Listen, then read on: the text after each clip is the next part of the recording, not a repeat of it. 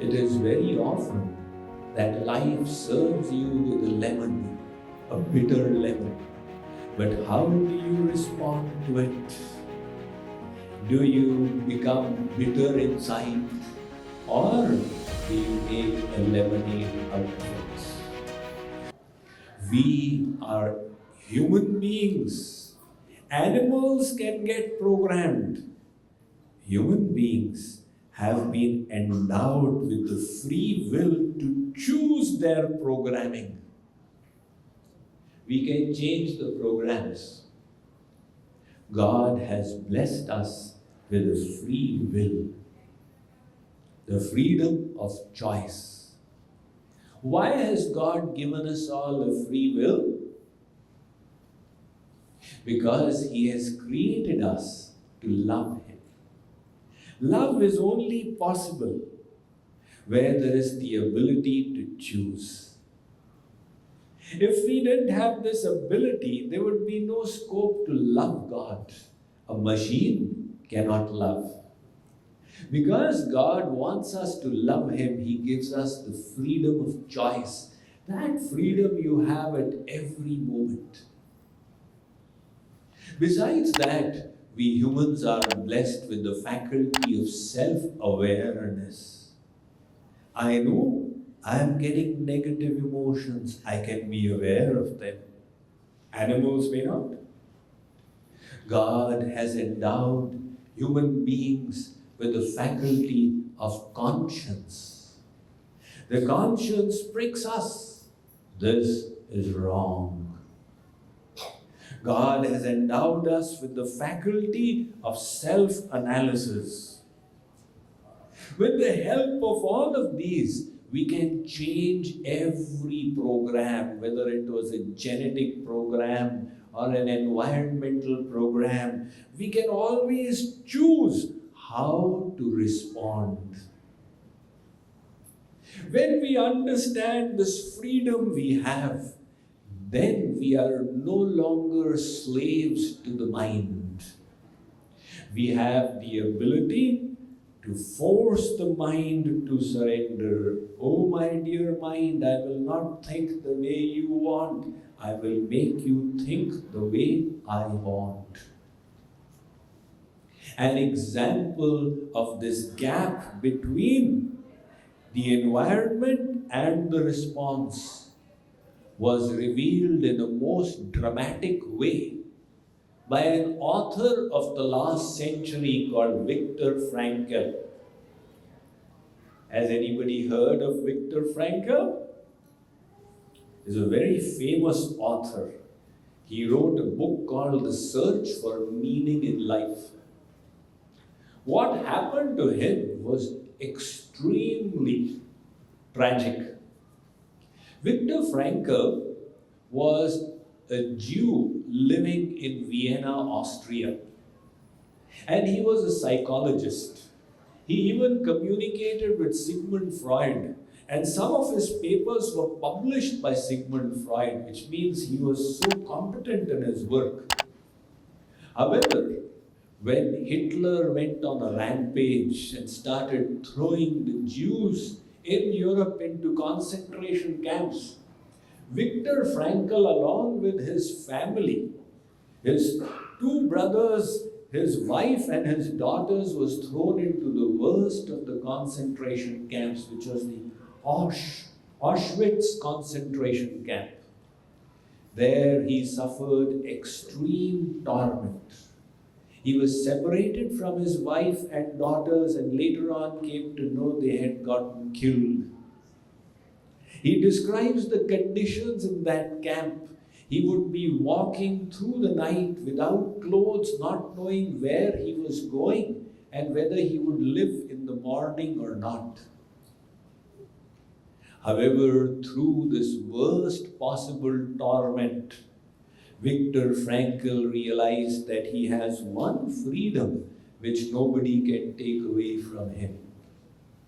The freedom to choose his own moods, the freedom to choose his own ambitions. And he said, I choose to be happy. I choose to be peaceful.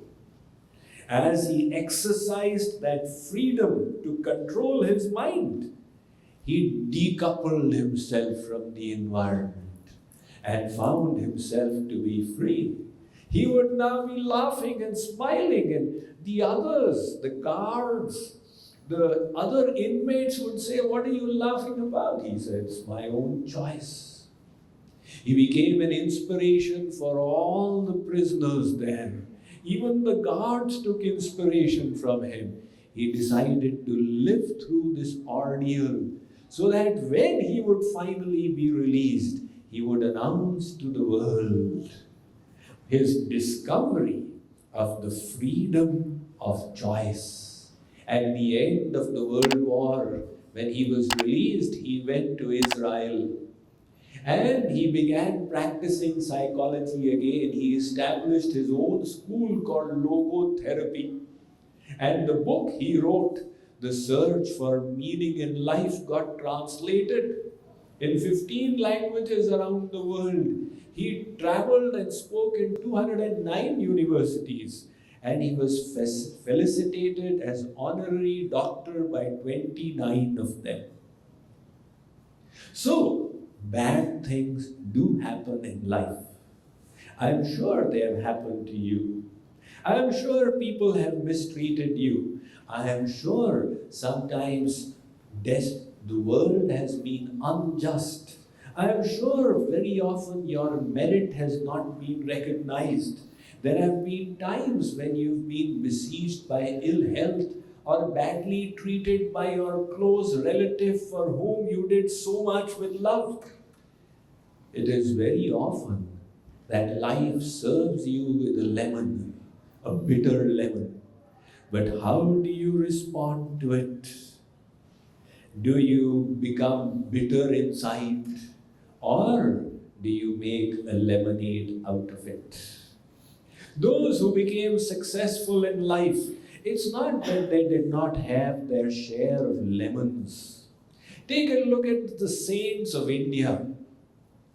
Surdas was blind, but he did not go around cursing God that why is it I'm blind while everybody else can see. Mirabai was a widow. She did not curse that how has destiny treated me? Everybody is having the happiness of family life and I don't have a husband. Kabir Das was of unknown parentage. Tulsi Das, whose Ramayana is so famous, he was attacked and almost killed. His Ramayana was stolen. The same happened with the saints in the Western world. Jesus was hanged, Muhammad was thrown out of Mecca. So everybody in this world is offered their share of lemons. But the art of successful living requires that we respond positively to these share of lemons. We understand the gap between what happens to us and how we respond to it. And we utilize that gap. Now, this is very often a revelation to most of us because we have not used that freedom. And that's why we've always felt that everything else is to blame for my bad moods. Why are you in a bad mood? Swamiji, it is this, it is that, it is this. Our mind makes 100 stories. You know, as Swamijis, unfortunately, we have to keep on counseling everybody. And everybody comes with their problems. At 95%, it is all the stories the mind makes. Swamiji, I'm unhappy because of this and this and this. And I said, look, you don't have to be unhappy. Everybody has their share of lemons. You choose to be happy, that is a choice that you make. So take responsibility for your emotions. And don't pass the buck to the environment.